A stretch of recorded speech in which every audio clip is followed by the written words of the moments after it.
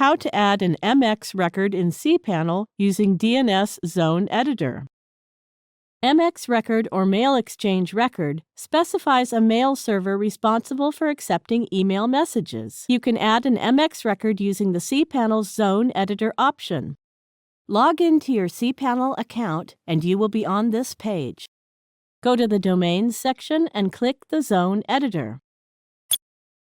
Click the plus MX record button provided in front of the domain name to add an MX record.